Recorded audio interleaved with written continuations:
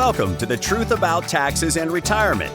This podcast is brought to you by SavingYouTaxes.com and hosted by J. Barry Watts. As an advanced tax strategist and enrolled agent federally licensed by the IRS, Barry is uniquely qualified to go deeper into the Internal Revenue Code than most accountants. He understands and interprets its provisions, explaining how they'll help you reduce income taxes you owe so you can direct that previously wasted tax money into tax-free accounts that you can enjoy in your retirement years. Now, on today's episode. Welcome to the Truth About Taxes and Retirement podcast with J. Barry Watts of SavingYouTaxes.com. This is the inaugural podcast, which means that today we get to talk to Barry, about Barry, and get to know him a little bit better. So let's start from the top, Barry. What made you decide to get into the industry in the first place? Well, there are perhaps more interesting topics than talking to me about me, but I guess we got to start somewhere. So I got in this industry, the tax savings side of this industry, because I'd been in the financial industry for 25 years, have traded stocks on the New York Stock Exchange for clients, done financial planning as a certified financial planner, those sorts of things. But the big questions people were always asking me seemed to be tax questions. And early on, I would just say to them, well, that's something you should ask your CPA. And they would respond something to the effect of, well, I've asked, but my CPA doesn't really seem to answer that question or doesn't seem to really know. And so over time, I just discovered that people had a need for tax advice they weren't getting. So I went back and did my schooling and became a tax professional, added that credential and that ability. Now, when I say tax professional, understand in our practice, we don't prepare tax returns. Oh my goodness, no. What we do is tax strategy work, helping business owners, retirees, people who have accumulated some wealth, help them strategize so that they pay less in income taxes this year and over their lifetime. So who do you generally work with, individuals or businesses?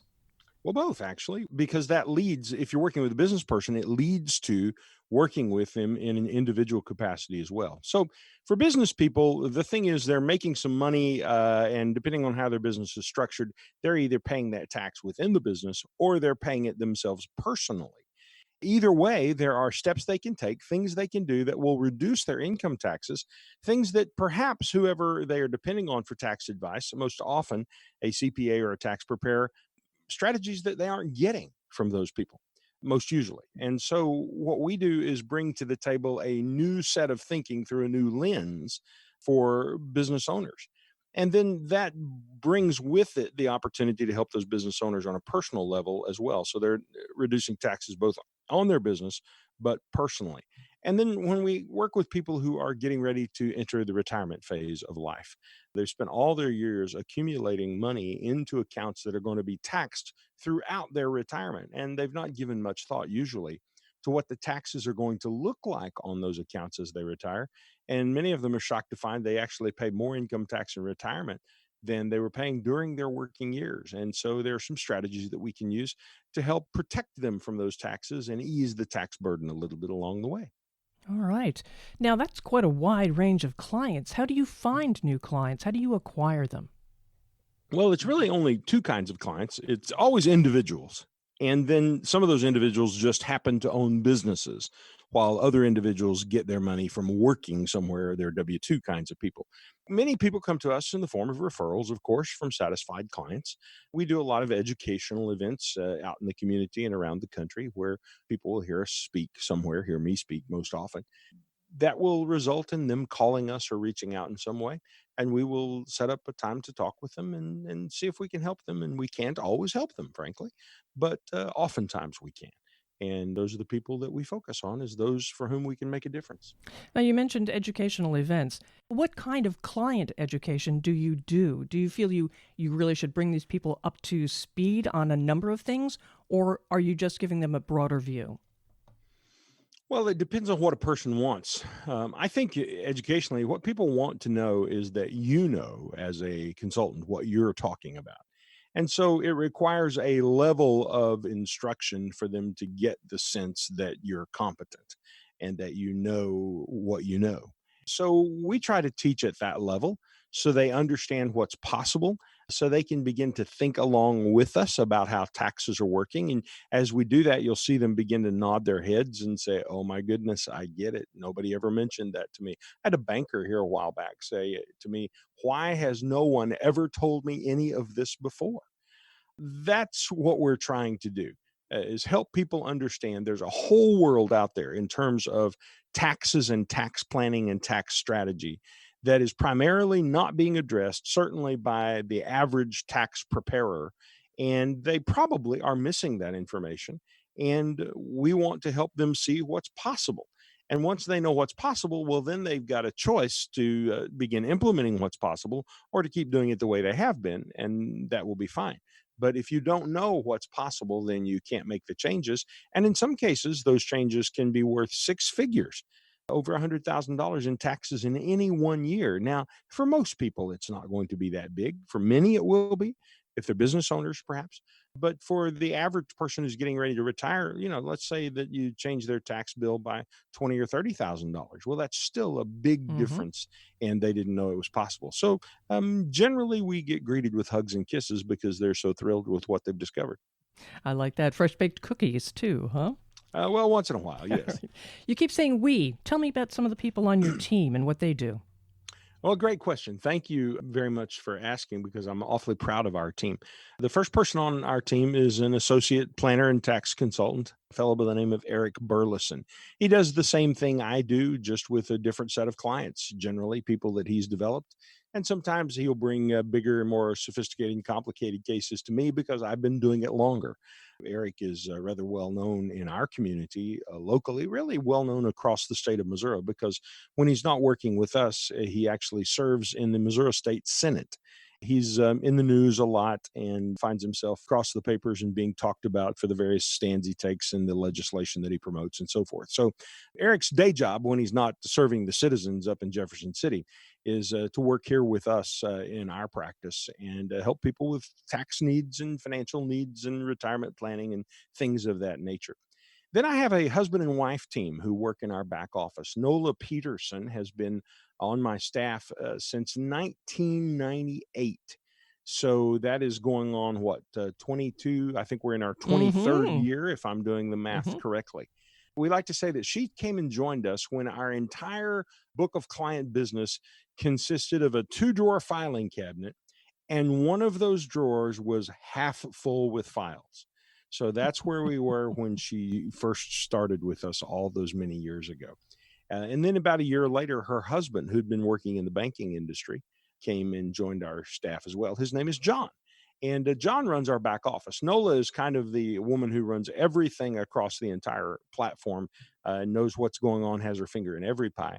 John's job is to run the back office and the client account processing, things of that nature. He's the guy who makes sure all the paperwork is straight and true. And then he has an assistant whose name is Lisa. And Lisa helps him on the insurance side of the business because when you're dealing with insurance companies, there are a lot of additional details, more complexity actually in the insurance side of the business than on the investment side of the business. And so Lisa keeps the paperwork straight on that side of the world. We've got a couple other staff people who are in and out on a part-time basis, but that is the consistent core, is those five people, including me. Nice. Very nice. Do you guys go out into the community and are you active in any groups? From time to time, we'll be invited to speak at various and sundry places. Corporations often invite us in to do training for their employee groups.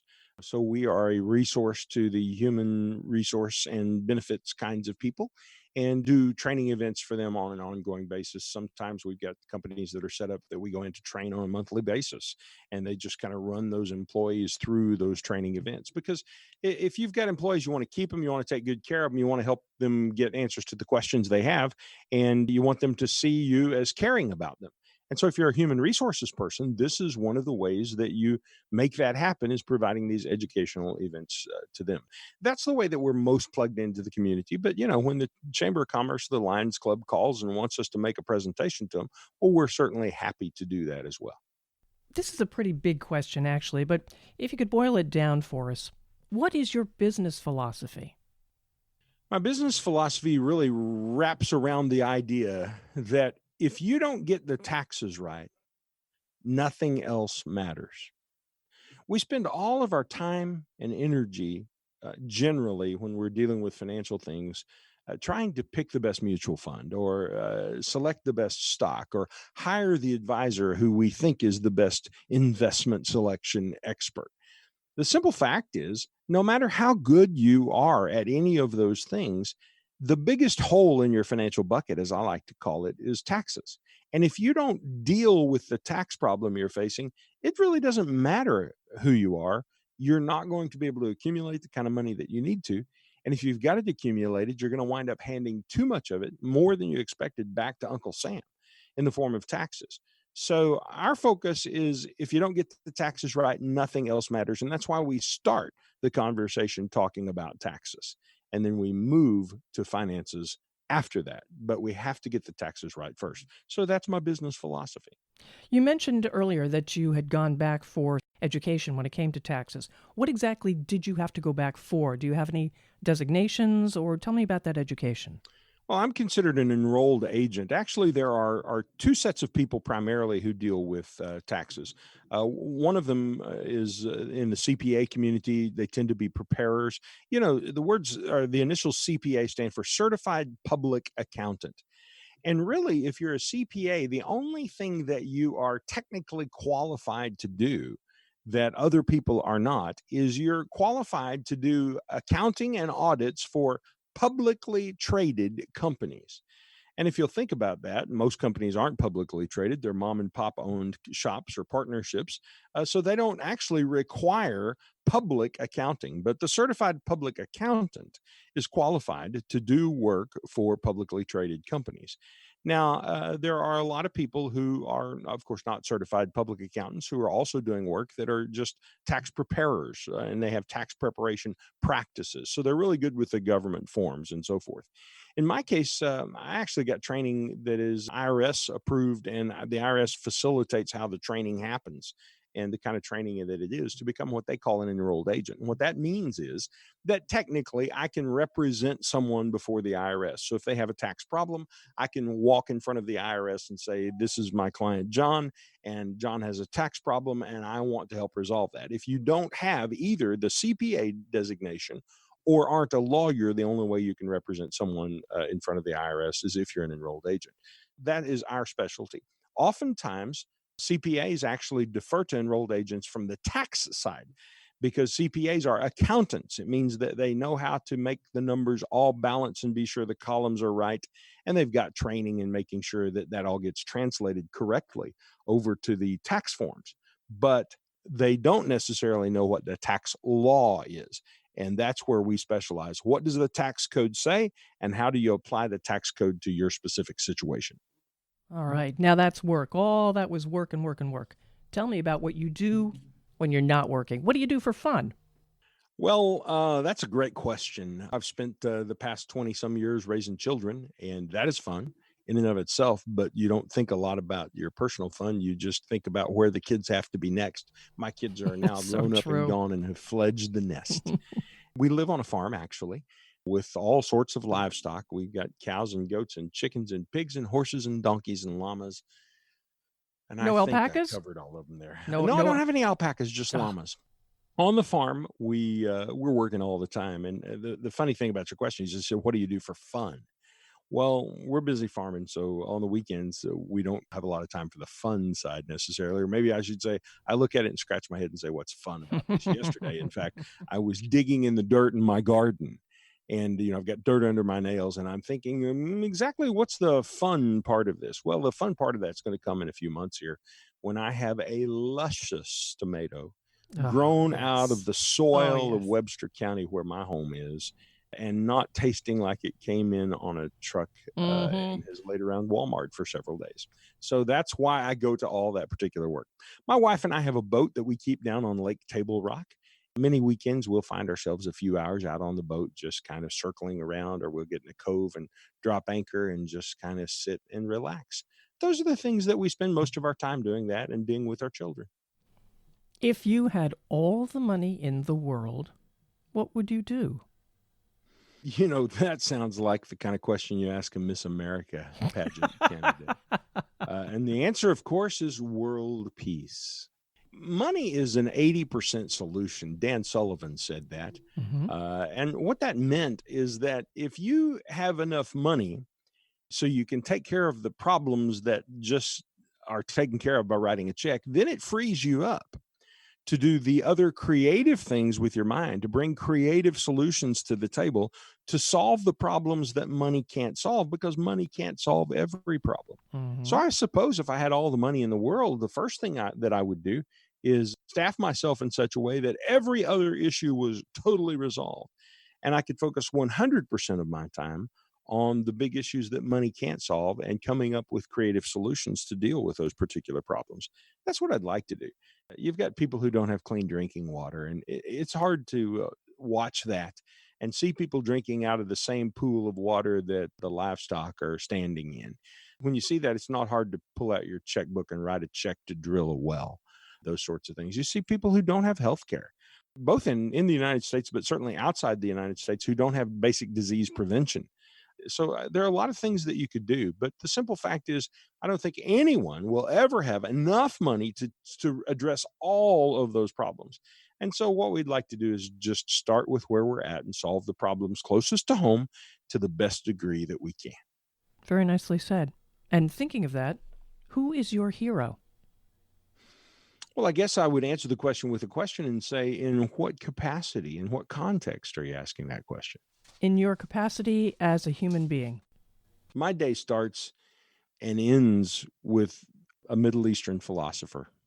I sometimes call him that.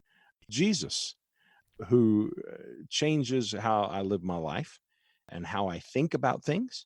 I have to say that that is my biggest hero and the one to whom I would pay the greatest devotion. But there are a lot of people who've done a lot of incredibly remarkable things in the world. And I'm fascinated by them, and I enjoy reading about them and hearing and learning about them, and on a rare occasion, getting to be with them. It's funny, I wouldn't have anticipated bringing this up, but one of the people who has had more influence on business people in the world is a guy by the name of Zig Ziglar. Zig died, has it been 10, probably 9 years ago, I think. But about a year before he died, I had the opportunity to have lunch with Zig, just he and his daughter there in Dallas. It was quite fascinating and remarkable to be with this man who I had spent years idolizing, truly, Hmm. who had had such a profound influence on me.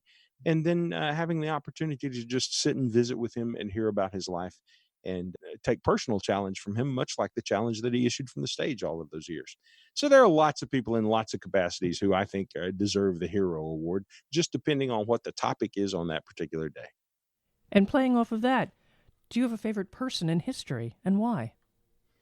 I probably would circle back around to Jesus. I think he's the hinge person in history. Hmm. I think most of history revolves around what he did and what he came to do, and that has influenced how our culture has been formed in such dramatic ways. But there are favorite presidents. Everybody loves Abraham Lincoln and Thomas Jefferson. There are favorite economists, Keynes being one of them. There'll be like three people who listen to the whole podcast who will have any idea probably who I'm talking to. Oh, Keynesian, Uh, come on now. there are favorite politicians, although sometimes it's kind of hard to come up with one of those names. So I'll say mine is Eric Burleson here in our office. Of course, that would be a safe answer. There are a lot of remarkable people in history. Mother Teresa and Lottie Moon, someone that you don't know who was a missionary who went to China. You may know about Livingston, the missionary. So I'm personally interested in people who are interested in big things, world-changing kinds of things, far more significant than, wow, he was the greatest hitter in Major League Baseball. Now, that's cool, too. And I'm for it if you like Major League Baseball, and I do to some degree, but, a game a year is kind of enough for me personally. So I'm interested in the people who've set out to change the world and in some capacity have done so. Tell me one thing most people don't know about you. Oh, Hmm. heavens. One thing people don't know about. Hmm. I suppose, here's an odd one for you that people wouldn't be aware of. Many people know because they hear me speak, and it usually works into my conversations, that I grew up on a farm. Grew up on a dairy farm, in fact, milking cows. And so that probably explains to you a part of why I live on a farm today and why we have a working farm still in the family.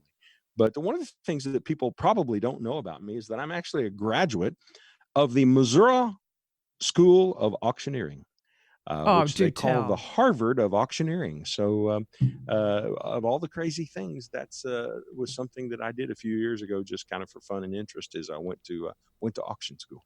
All right, now I've got to say this. Prove it. Prove it to me. Dollar bid now, two. You able to bid two? Who'll bid three? Three now. Four. You able to bid four now? Five. I have sold it your way. Nice. Very nicely done. You know the funny thing. Listen to yourself laugh right there. Yeah. People always laugh when they hear an auction chant. It breaks them into giggles. I don't know why. Children are fascinated with it. There's one little boy in my life. He just graduated high school, in fact, now, so he's not a little boy anymore. But his name is Kurt Brown. Kurt, when he was a little bitty boy, he would say, "Talk fast, Mr. Barry, talk fast." Say the words fast.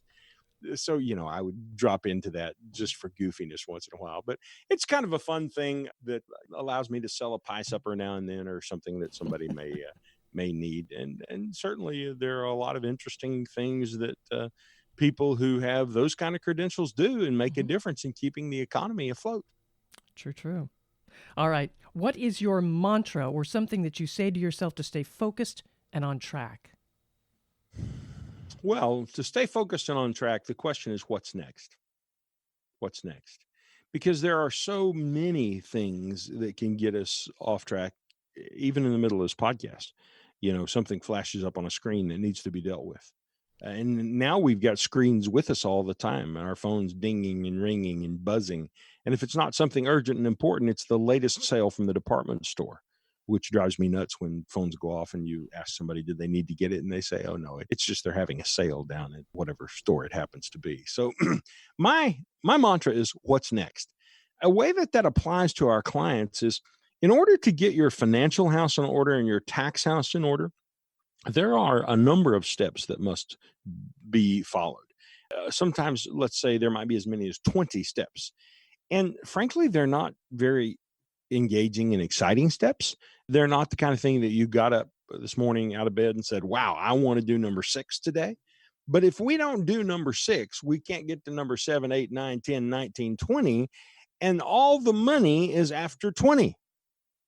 So we have to stay focused on the steps and what's next. And that's one of the things that we do in our practice for our clients is we figure out what the steps need to be. And when the clients endorse those steps and say, okay, let's do it, well, then we become responsible for keeping them on task to get the steps done.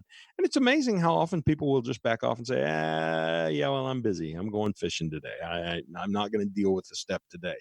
But the simple fact is, if you don't take care of those steps and get them all done, you will not achieve the tax savings that is possible. You won't achieve the retirement lifestyle that is possible. What you will be able to is sit down the road, maybe when you're 80 years old and wishing that you had more and better, and say, maybe I should have paid attention to some of those steps at that time. So we focus on what's next and being sure we're moving to the next step. And what is your proudest achievement? I have 2 proudest achievements. And their names are? How'd you know? Because I've got them too. My oldest daughter, Madison, just graduated with her graduate degree, an MBA. She lives in the St. Louis metropolitan area and works for a publicly traded company up there in the marketing field. And my baby, who's only about 19 months younger than her, is Sydney. And Sydney just graduated from Missouri State University and has taken a position with CRU, CRU. That used to be called Campus Crusade for Christ. They do evangelism and spiritual training work on college campuses is their primary focus. And she's going to be joining their national staff here in just a few months. My girls are really what it's all about. You spend all your life focused on all these different things. And when you get to the age I am, the kids are out of the nest. I think you tend to just say, that was it. That was what was most important. And the rest of this is just all stuff we're doing. So my great joy, my great delight, my proudest accomplishment are those 2 girls. And of course, we wouldn't have them if it hadn't been for their mama, who made it all happen and kept all the home trains running. And my wife, Kelly, is a piece of work, and you would enjoy meeting her. And I hope that you have the opportunity to. I do too. Because you would really love Kel. She is something special. So now with all your proudest achievements moving out of the nest here, are you and Kelly the only people keeping up the farm? Just me and Kel on the farm. That's why we work so hard on the weekends, having fun, as you posed your question. Occasionally we hire in some help, but we really do enjoy it. We like to work. We're workers. We like doing physical work. And it's good for us to do physical work. Well, I say it's good. Sometimes your back makes you think you shouldn't have done so much physical work. But we're the kind of people who have our hands dirty. I was at the barn at 6:30 this morning. And that's one of the first places I'll go when I get home tonight, because we're in the middle of kidding season when all of our mamas are having a lot of babies. And so there's a lot to be taken care of right now. But we do enjoy our life on the farm quite a bit. And it's a really nice balance, because when I'm in New York, in Lower Manhattan, speaking to the Investment Banking Society, talking to a group of guys and gals who primarily live out on Long Island, they really can't understand where I come from. And that makes it kind of fun to just sit and tell them stories off the farm. And anytime those people come to visit us here in Southwest Missouri, and sometimes they do, what they're most interested in is not our office and not whatever they flew to Springfield to have the meeting about, or not Branson, which is only 30 miles away, and all the shows that are down there. What they really get a great kick out of is we take them to the farm and we let them hold baby pigs and we let them ride donkeys. We show them the teeth on a goat, and they're just remarkably humored by all of that. And so that's the thing that our friends all take pictures of and take back home with them as often as not. All right, Barry, you are front and center right now. Who should listen to your podcast, and how can they get in touch with you? Well, there are two groups of people that we help. Number one, business owners who need to reduce income taxes.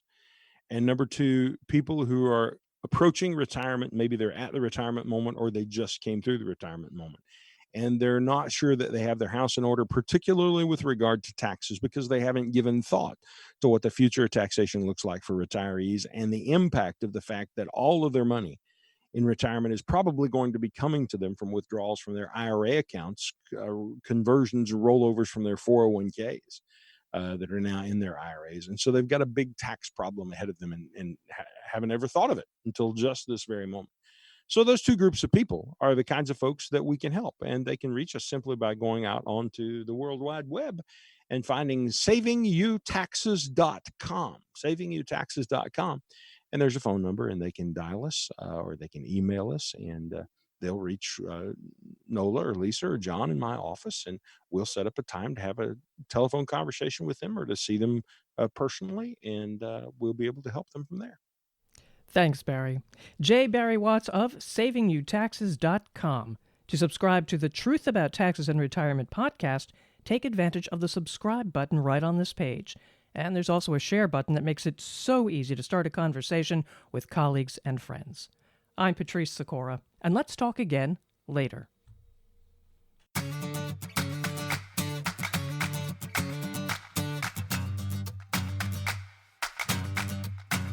Thank you for listening to The Truth About Taxes and Retirement podcast.